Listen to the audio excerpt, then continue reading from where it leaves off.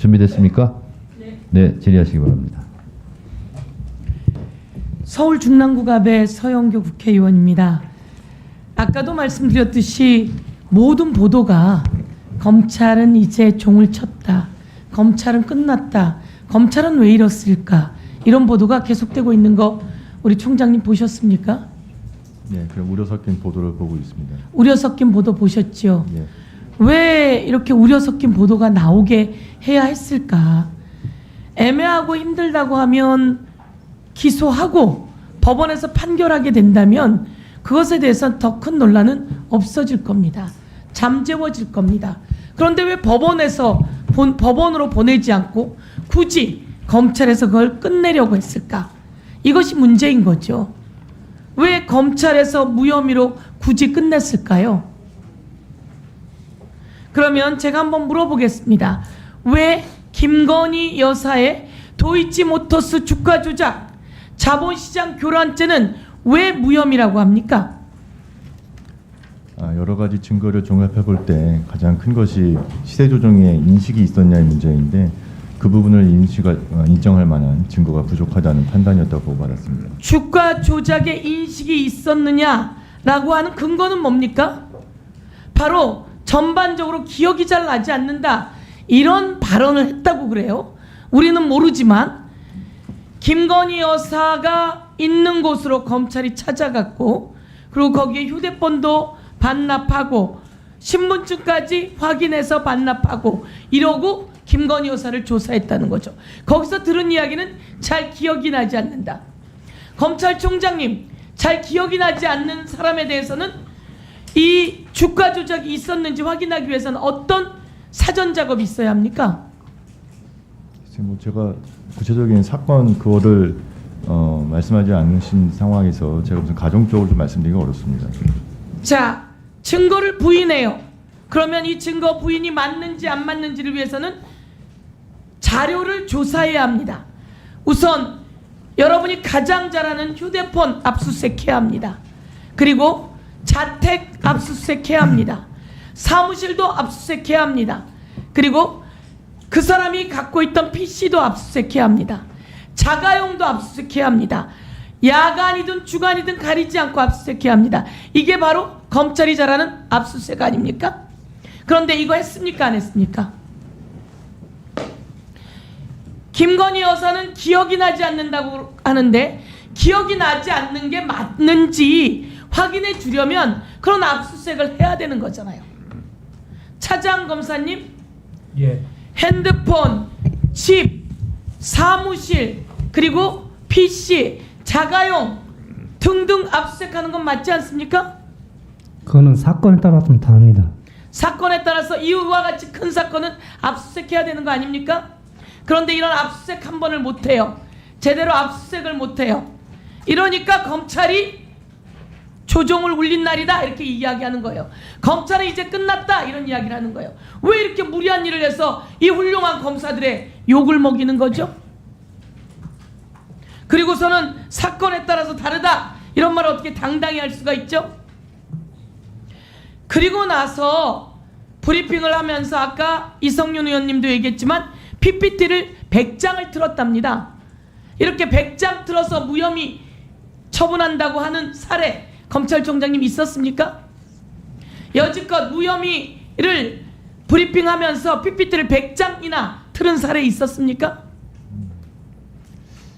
아마 수사팀에서 여러 가지 국민들의 관심이 집중된 사건이니만큼 충분히 설명드리려고 그렇게 했던 것으로 생각합니다. 검사입니까? 변호사입니까?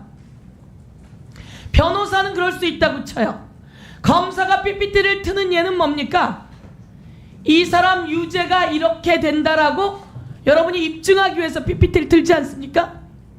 그런데 변호사도 아니고 검사인 사람들이 무혐의 나는 이유를 말하기 위해서 PPT를 100장을 틀었다? 이게 검사 치욕의 날입니다. 전 이런 일을 본 적이 없습니다. 아마 우리 검찰총장님도 이런 일이 기억에 나지 않을 겁니다. 1. 압수수색 한번 제대로 하지 않은 검찰, 휴대폰 하나 제대로 압수수색하지 않은 검찰, 이종호라고 하는 주포와 김건희 여사가 2020년에 39차례 통화를 합니다. 2020년에 말이죠. 이 보도가 나왔는데도 그 다음에 김건희 여사 휴대폰을 털지 않는, 포렌식하지 않는 검찰. 이종호 핸드폰이라도 포렌식 했어야죠. 자, 묻겠습니다. 이종호와 김건희 여사가 2020년에 통화했던 것 보도 보셨습니까? 예, 무슨 그 뭐 문자나 연락이 있었던 보도는 봤습니다. 2021년에 문자와 연락이 있었고 2020년에는 39번에 36차례인가 통화가 있었습니다. 이 정도 봤으면 김건희 여사 무서워서 핸드폰 포렌식 못하겠다면 이종호 핸드폰이라도 포렌식해야 되는 거 아닙니까? 이건 검찰의 ABC 아닙니까? 이것을 하지 않고 무혐의를 쳤어요. 권오수도 민태균도 이종호도 그리고 모두 다 유죄가 떨어졌는데 이 사람들은 이 주가 조작을 통해서 얼마의 수익을 받습니까? 얼마의 이익을 받습니까? 오히려 이 사람들은 주가 조작하면서 이익도 못 봤어요. 그런데 이익을 본 사람이 누굽니까? 김건희, 최은순 모녀입니다. 그러면 이 정도 된다면 23억 시세 차익을 봤다는 겁니다. 권오수도 자기 주식이라 털고 나가질 못했어요. 이종호도 민태균도 언제 엑시트해야 되는지 하지를 못했어요. 주가 조작은 실컷 하고. 그런데 여기서 주가 조작에 같이 가담하고 7초 만에 8만 주를 매도했던 김건희, 최은순만 23억의 이익을 봤어요. 이 정도 되면 뭡니까? 김건희, 최은순이 우두머리 아닙니까? 이 시세 조작, 주가 조작의 가장 중심에 누가 있는 겁니까? 김건희 그리고 최은순 두 사람이 있는 겁니다. 그런데 여러분은 두 사람을 빠져나가게 해주셨어요. 이 정도 되니까 검찰이 사망선고 받은 날이다 이런 이야기를 하는 겁니다. 이 중심에 누가 있는 겁니까? 심우정 검찰총장이 있는 겁니다. 그리고 이원석 검찰총장이던 시절 용산과 이창수 지검장이 둘이 다이렉트로 소통했다는 겁니다. 용산이 대통령실이 김건희 여사의 변호사 역할을 하면 됩니까 안 됩니까? 김건희의 변호사면 몰라도 김건희의 용산이 김건희 여사의 변호사 역할을 하면 됩니까 안 됩니까?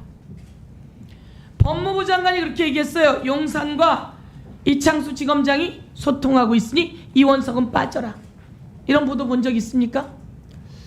글쎄, 그 부분에 대해서는 뭐 제가 구체적으로 확인하지는 않지만 그 이창수 지검장도 그런 사실 전혀 없다고 하고 아마 그 내용 자체가 용산과 중앙검사장이 직접 소통하고 있다. 그런 통화는 아니었던 것으로 저도 알고는 있습니다. 이상입니다. 네, 역사가 심판할 겁니다. 수고하셨습니다. 다음은 추진우 의원님 질의하세요. 네, 저는